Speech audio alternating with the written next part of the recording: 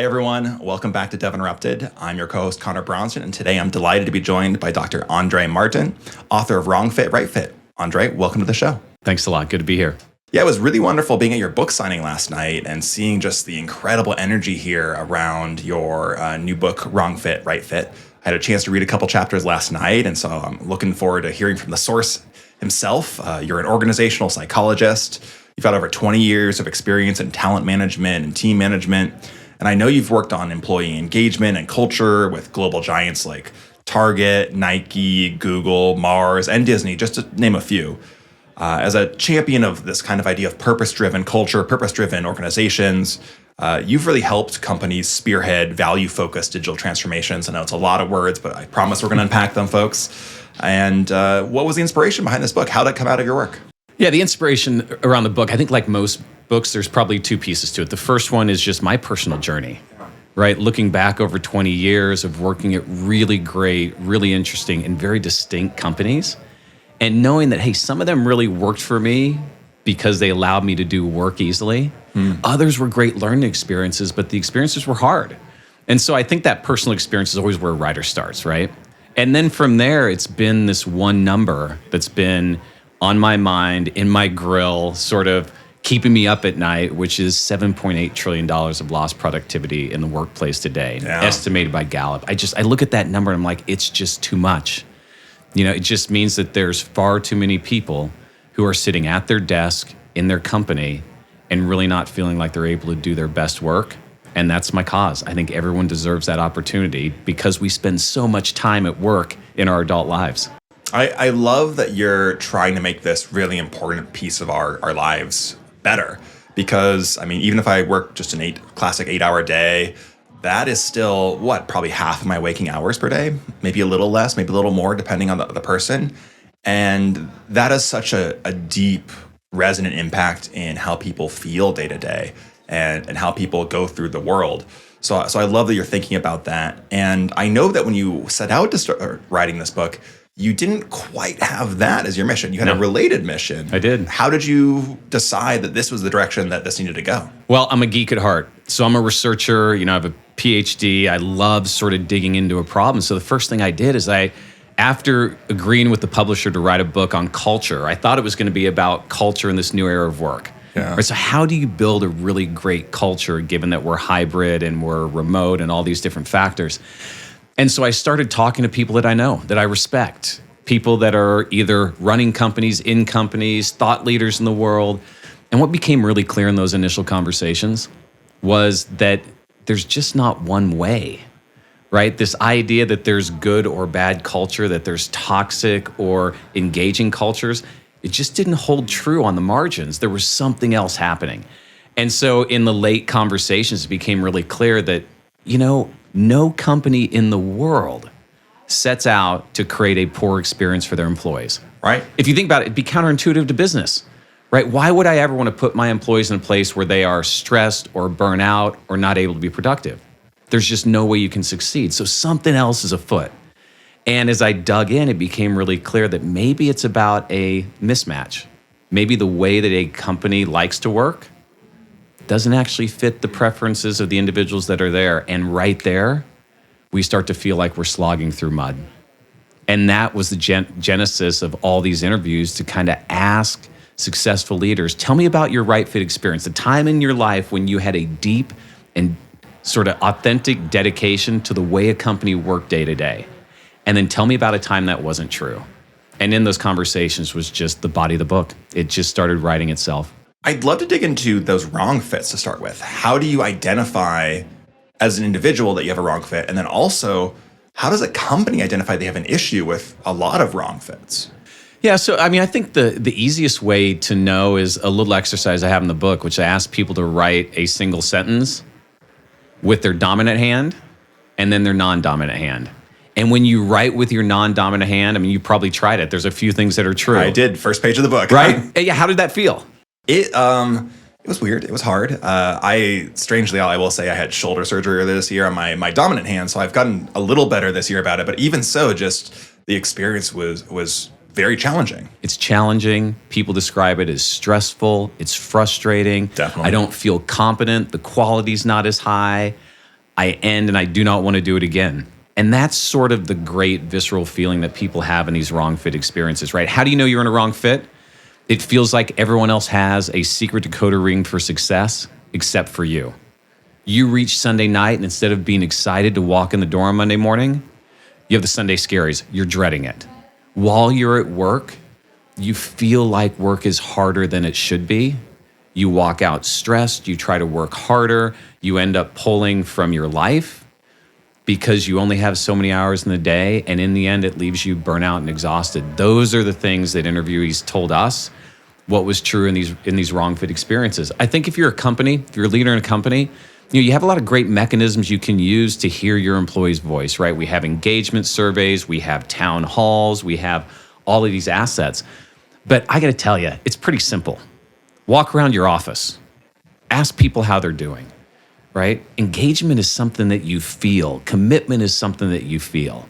And if you walk through your offices and it's pretty silent and people are heads down and everyone looks a little stressed out or haggard or exhausted, you probably, on the margins, have some work to do to create an environment where people can do their best work. This is advice that I've heard from other organizational psychologists as well, simply on a one-on-one scale of like, when you're having those one-on-one conversations with your employees, it shouldn't be all about tasks. You need to understand how they're feeling. Is this working for them? And I'll say, like, I've had team members where I know it hasn't been quite the right fit, or maybe it was the right fit, but now the needs of the organization are changing and it's no longer the right fit. And it's a very challenging thing as a leader to try to help that employee find the right fit. And it is disheartening when that doesn't go well. Well, here's what I'd say to you. It's actually not the responsibility of leaders to do that for people, right? The responsibility the leader has is to be crystal clear about your answers to 4 basic questions. You need to be able to tell your employees, this is why the world is better with us in it.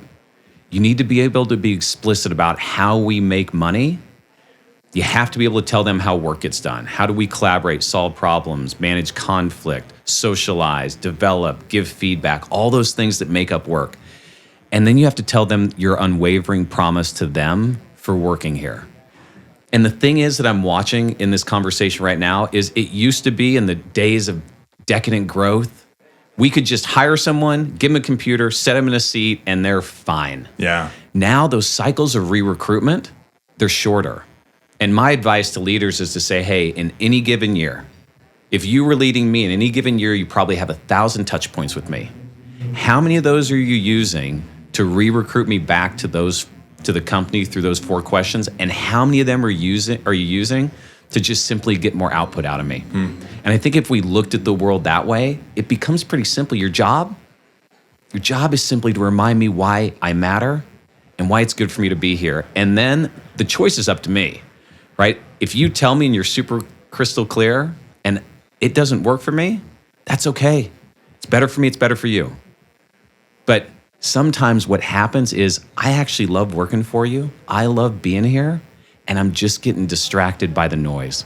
Yeah. I have my head up, I have my social media feed on. I'm seeing all this greener grass, all these people I know that are getting better titles and bigger pay, and I might jump, not because it's bad, just because I've forgotten how important this place was for me. As a leader, how do you know if you're striking the right balance on that focus on re-recruitment, as you put it, versus striving to drive more productivity from a team member? I would just say you can't do it enough. No. The truth is the only road to productivity is deep commitment. Because when someone's committed to your job, the thing that you get is their discretionary effort. You get them walking in, looking for a hole to fill, asking the question, what do you need and how can I help? Right?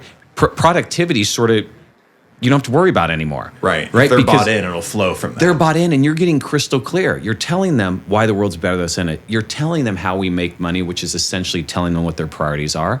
You're reminding them of how we work so they can do their craft and not have to worry about all the crazy coordination of stuff. And you're saying, and remember, by doing this hard work, this is what you're going to get in return. And so it's like, I just think we sometimes make leadership really complicated. I've been guilty of that. Yeah, No question. and so what I would tell you is, how often should you do it? You should do it every day. Yeah. Every time you bump into somebody, right? The more you do it, the deeper commitment you're going to have, the less likelihood I'm going to have my head up, and the more productivity you're just going to get from me in the future. And yet we have this massive problem. 7.8 trillion of lost productivity, and this is a yearly figure. Yeah. And that's due to this disengagement, these wrong fits we're seeing. Why is the state of work so disheartening?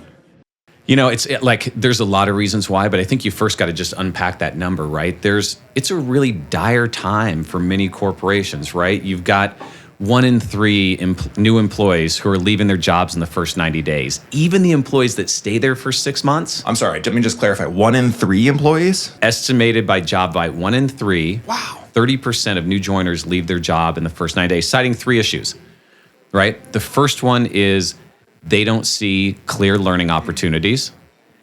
They don't see clear opportunities to advance their career. And last but not least is a mismatch of expectations. Whatever was promised to them on the way in the door, by the time they got there, it looked like they thought they were landing on the moon. They ended up landing on Mars. And so that's one. Secondly is our managers. Like our managers and our leaders in tech and all these other functions, 53% of managers are burnt out. And we know that Gallup tells us 70% of our engagement is due to our manager. So if your managers are burnt out, there's no chance the rest of your team is going to be in good shape. So as an organization, as a leader, my first call to action is I got to make sure my managers are fully engaged, fully committed, fully energized, so they can do the hard job of doing that for everybody else. It's the old analogy, right? Put the oxygen mask on yourself first and then put it on everybody else. So do you see this issue with management as far as burnout that then kind of feeds down into other team members driven by those same 4 factors, or is there another problem that's driving that? I think there's a couple things that happened, right? So we're coming out of COVID. Now, COVID wasn't the cause of these issues. It was an accelerant. It was a great accelerant, right? So in that time, what we saw is a lot of extra cognitive weight and stress put on the backs of our managers. I mean, think about it. Our whole systems of how we operated were turned upside down in almost a day. And so I think managers are literally just still trying to climb out of a time that put undue stress and took a great deal of energy from all of us. So that's one trend. I think the second trend, and this one's probably a little bit harder to hear, but we're coming out as some of the most prominent growth, consistent growth, that at least in the United States we've ever seen. Right? And so when you have a decade of consistent growth like that, it hides a lot of sins. And so this generation of managers actually aren't that prepared. We didn't invest probably in the way that we needed to get them ready for this time, the time after a pandemic, in a recession, when everyone's struggling to make money. That's a different leadership skill. We don't have wartime leaders. Yeah. And so I think part of the other reason you're seeing this burnout is our managers won't say it, but they're just not prepared. And so we owe it to them to sort of help them first get out of the energy debt, and then secondly, get them prepared for a different era of leadership. So if you were an executive leader or talking to an executive leader, what would be your advice to them as far as trying to recover that energy of their managers to help their whole organization? I think there's a few things I'd say. Like the first one's really simple and it may sound trite, but if you are a manager of managers or an executive, I would tell anyone the first thing I'd want you to do is to realize that your calendar is the company.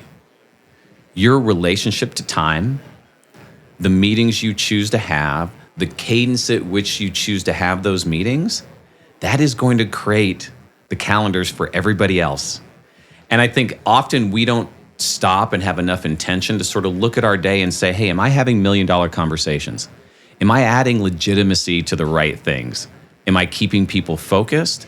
Am I protecting my time? Am I modeling like a way of working that's sustainable? And I just don't think our leaders see how much their frame of reference, how much their calendar, how much their relationship with time just literally impacts everyone else downstream. And so I'll give you, for instance, right, if I'm a leader who's running a company, I'm willing to take back-to-back meetings, 8 hours, 10 hours a day, every single day.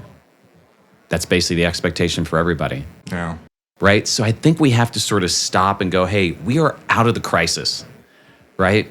Now it's time to rebuild how we're going to do work in a way that's sustainable. And the first thing leaders have to do, they have to do it for themselves.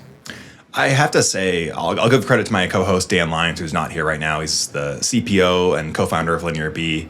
And he has done a really good job over the last year or two of kind of intentionally resetting here because I think like a lot of other leaders who, especially startup leaders who are so driven and passionate about the problem they're trying to solve, for VPs of engineering, just like himself, Yeah. he said, hey, I am driving myself too hard. I need to commit to this value that we've stated as a company, which is I'm going to maintain a healthy life alongside my work, around my work.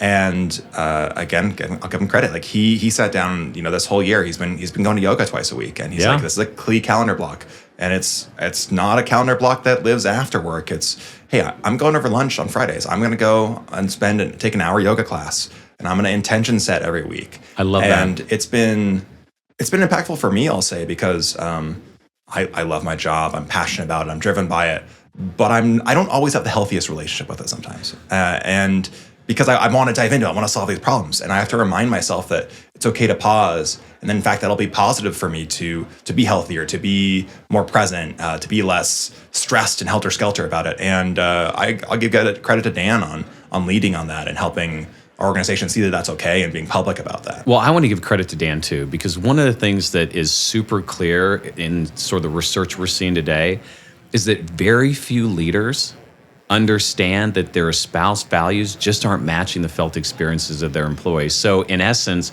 we're not representing the value system that we say we have or that we put on paper. Totally. So MIT did this great piece of research with Culture 500 where they actually looked at this.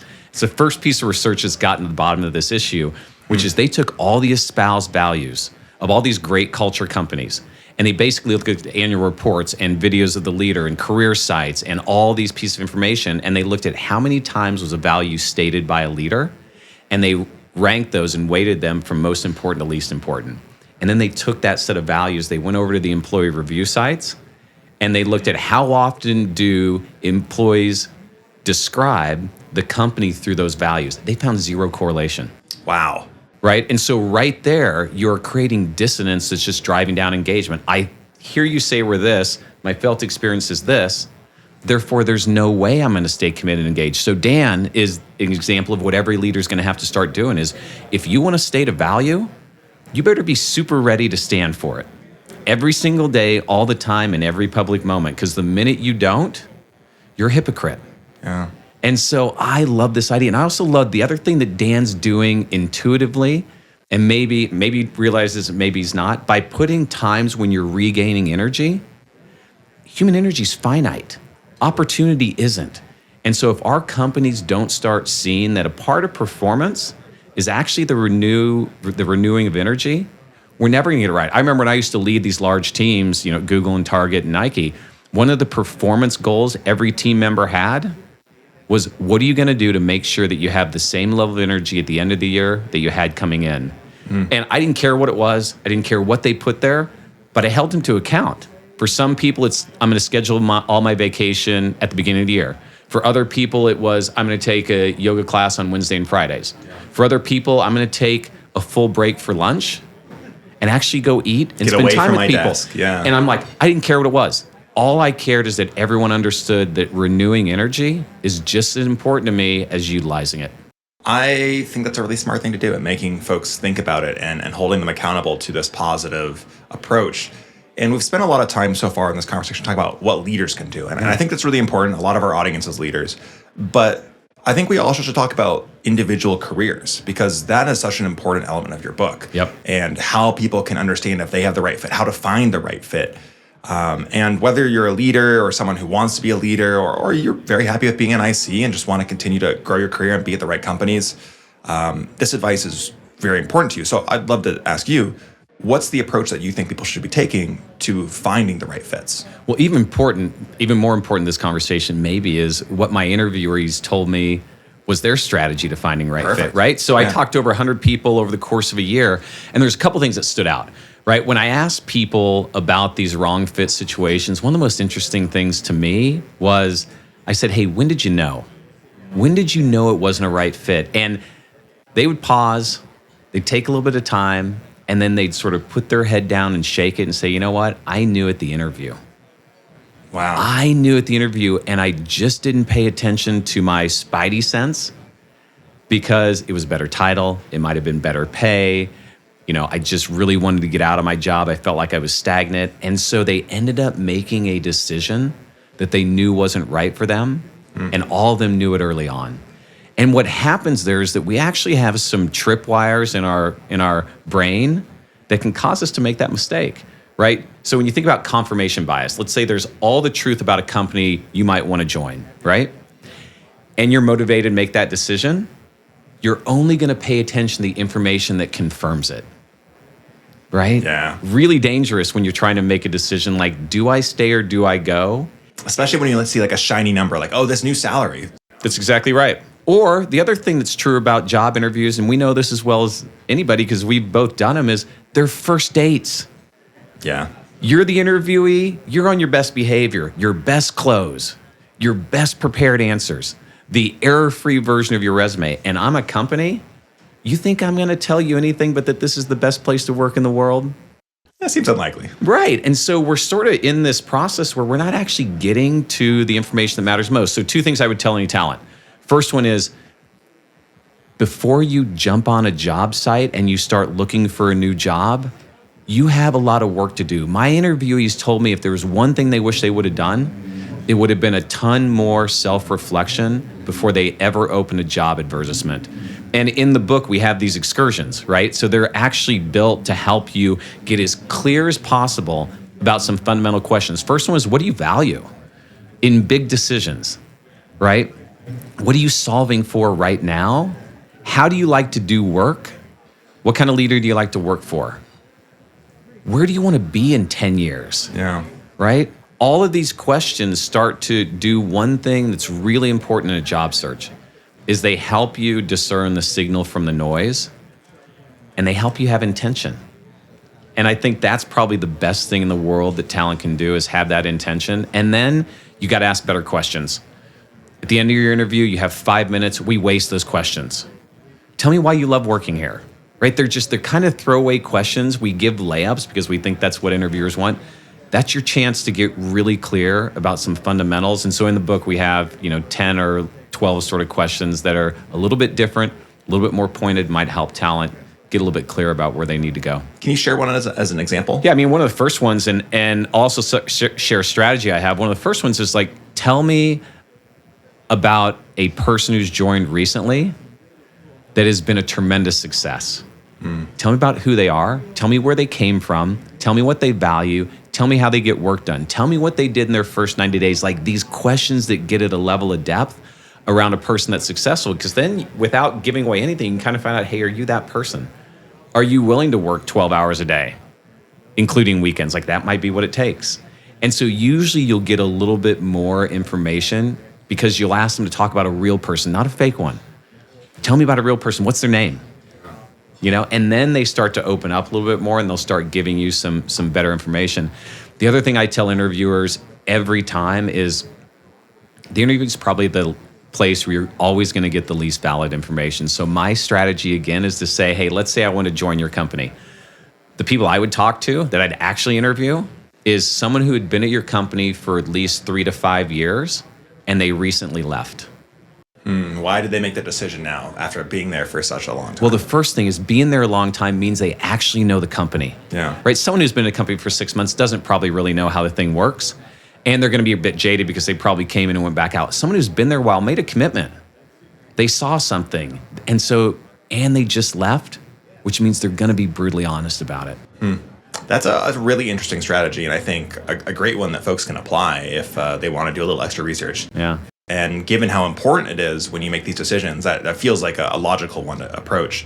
Do you have an example from your interviews of someone who you felt did a really good job of finding the right fit for them? I had a really fascinating interview. So I don't know if it's a story about finding right fit, but it was a story of a creative marketing director who, looking back across her career, and she's been a high success, looked back at one of her early experiences and said, you know what stands out now after all these years is in this first experience, I went to a company that literally for the first couple of weeks taught me how work gets done. And they had standard operating procedures. They had a template for every deck. They had a way that you had to organize your information. I mean, they basically told you all these ways of working. They were super clear. And every year you would go back and take that sort of course again to remind yourself about how the company works.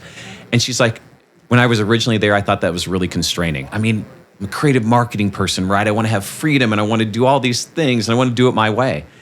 And she said, but that was the place where I most purely got to practice my craft. Because she said, I didn't have to worry about my creative energy flowing to how I'm going to get work done. It just flowed to me putting my best effort into the deck, into the template, into the advertisement, into all the things. And I think the lesson there for anybody is that your creative energy is always flowing. It's always flowing. When you're in a wrong fit experience or a company that's not clear about how they work, it's either flowing to coordination costs. That is, you want to see a piece of information different than the next person, different than the next person. So I got to recreate it every time. Or your creative energy is flowing to manage your own emotions. Creating stories about why this is okay, about why this is someone else's fault, about why, instead of it flowing to the thing that you're great at. And for tech leaders, this is especially important. Your jobs are craft jobs. You are experts in your field. You're doing these really complex things. And if half of your creative energy is going to context or to managing your emotions, you're just not doing your best work. That's a wonderful example because I think it speaks to something we talk a lot about on this show, which is designing your organizations, not just your technical systems, but your organizations to reduce the friction that happens in your employee workflows. That's and right. This is a great example of saying, hey, we're going to make it really easy for you to understand how to work here and how to be successful here in your work. And then we're going to free you up to focus on the things you do really well. I do wonder, what's an example of something where that goes really wrong? Well, hey, here's where it goes really wrong is every organization has to continue to evolve, right? And so there's disruptions in your market. There's changes in your product set. There's reorganizations.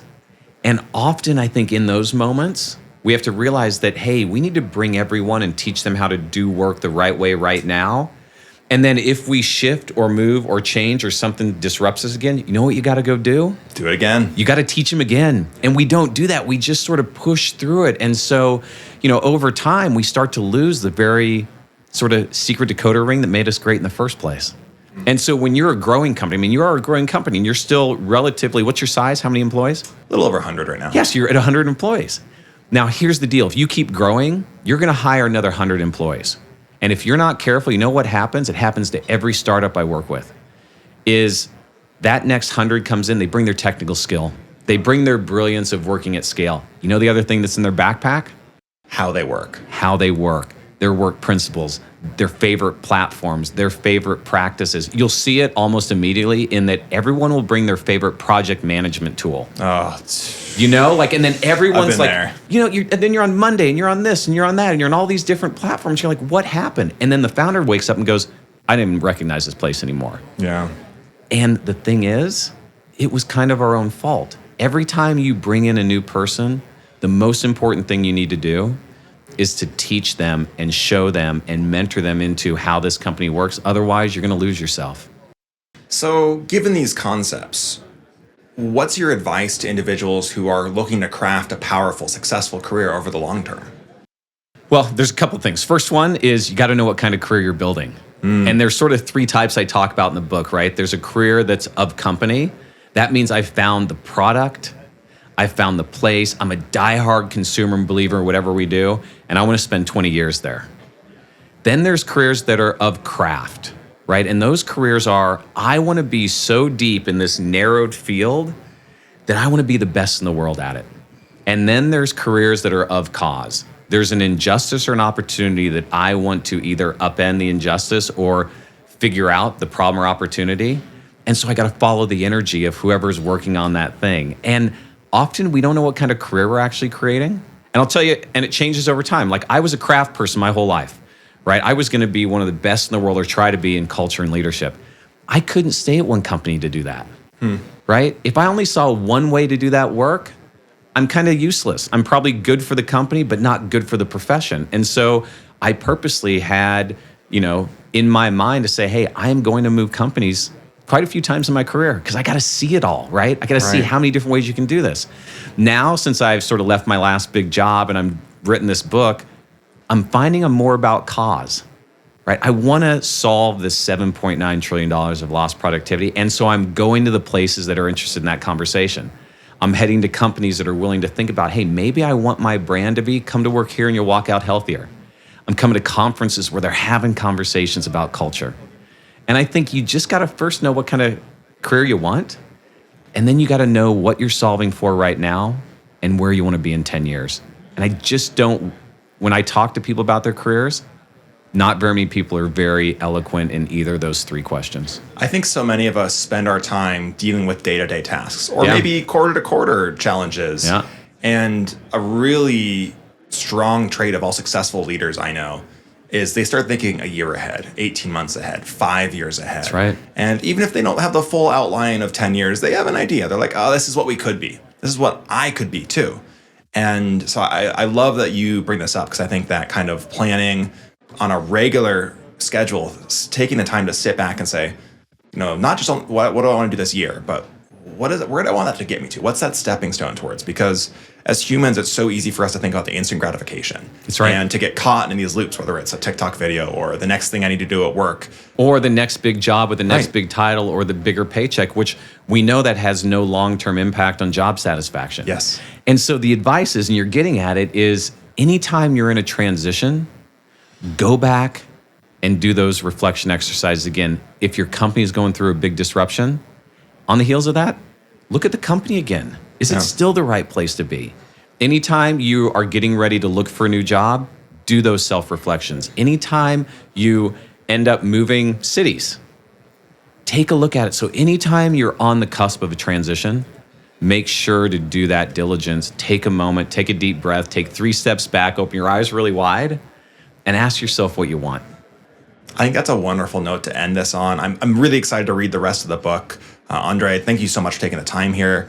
Where can folks find the book if they don't already have a copy? They can find it on all the major book resellers, so Amazon, Barnes & Noble. You can go to my website. It's www.wrongfitrightfit.com, and Fantastic. you can link out from there. And also, I'd say, hey, if you want to get practical tips every week, I got a Substack newsletter. It's mondaymatters.substack.com, and it's out every Sunday. You can read it with your cup of coffee and walk into your week a little bit more prepared. We're going to have to ask you to write a guest article. We got about 15,000 readers of our own Substack. We'd love to feature you to them. Let's do it. I'm in. Great. Well, thank you so much for coming on the show. It's been a pleasure getting to know you at the conference and chatting with you. Really appreciate the insights. And again, can't wait to read the book. All right. And keep doing what you're doing. This is a great asset to tech leaders.